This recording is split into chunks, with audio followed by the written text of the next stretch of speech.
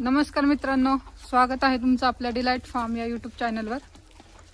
तर आज आपलं हे कंपाऊंडला हाईट द्यायचं काम चालू आहे।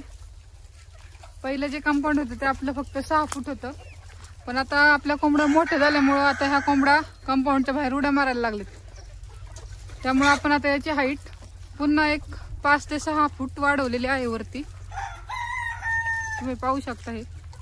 आता हे जे आपलं आपण जे सावलीसाठी जे केलं स्ट्रक्चर त्यांच्यासाठी, तर त्या कोंबड्या त्या स्ट्रक्चरवर उभे राहून ह्या नेटच्या पलीकडे उड्या मारतात ते। मग आता आपण हे स्ट्रक्चर सुद्धा काढून टाकणार आहोत आणि त्यांना मध्ये नवीन स्ट्रक्चर बनवणार आहोत सावलीसाठी। तर तुम्ही पाहू शकता आपण ह्याला जवळजवळ एक आता आपली पूर्ण हाईट ही 10 फूटच्या पुढे 11 ते 12 फूट झालेली आहे।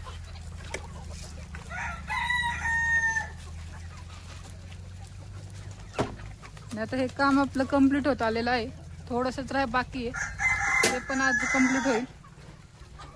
तर तुम्ही पाहू शकता त्यासाठी आपण सुरुवातीला हे बांबू लावलेले आहेत। जे पहिले आपले खांब होते त्यावरच बांबू लावून आपण त्याच्यावरच ग्रीन नेटने कंपाऊंड केलं आहे पुन्हा। ते आपल्या गावरान पक्षी म्हणला की तो त्याची हाईट तो किती उंच उडी मारू शकेल आपण काही सांगू शकत नाही। आता हे जे आपले पक्षी आहेत ते तुम्ही पाहू शकता। आता हे झाड नाही म्हणले तरी ग्रीन नेटच्या वरती हाईट आहे, तरी पण ही कोंबडी वरती जाऊन बसली झाडावर। मग तुम्ही समजू शकता की गावरान कोंबडी एवढं महत्व काय आहे, कारण तिच्यात एवढा चपळपणा असतो। हेच तर गावरान कोंबडीची खासियत आहे, जी की बॉयलर सारखी एका जागी नसते। बाकीच्या कोंबड्या एवढ्या उड्या नाही मारत, एवढ्या उंच नाही जात। तर हे पाहू शकता तुम्ही। आता हा कोंबडा ह्या स्ट्रक्चरवर उभा राहून पलीकडे उडी मारायला बघतोय तो, आणि आता उडी मारून तर पलीकडे जाईल।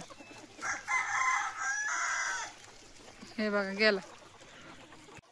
ही पण कोंबडी आता ह्या स्ट्रक्चरनी इथपर्यंत कोपऱ्यावर येणार आणि इकडून पलीकडे उडी मारणार। त्यामुळे आपण हे स्ट्रक्चरच काढून टाकणार आहोत, जेणेकरून ह्यांना बाहेर उडी मारता नाही आली पाहिजे।